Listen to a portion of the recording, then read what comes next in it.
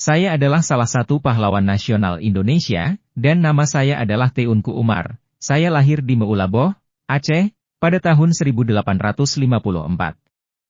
Sejak muda, saya telah menunjukkan semangat juang yang tinggi terhadap penjajah. Bersama istri saya yaitu Katnyak Dien, saya memimpin rakyat Aceh dalam melawan penjajahan Belanda. Selama bertahun-tahun, saya mengumpulkan senjata dan informasi dari dalam. Saya berpura-pura setia kepada Belanda, sementara pada saat yang sama, saya merencanakan pemberontakan besar-besaran. Strategi ini dikenal dengan strategi bumi hangus. Pada tahun 1896, saya dan pasukan yang terdiri dari 250 orang dan 170 pucuk senjata, memulai serangan mendadak terhadap Belanda. Saya berhasil menguasai banyak wilayah dan menimbulkan kerugian besar bagi penjajah. Sayangnya, pada tanggal 11 Februari 1899, saya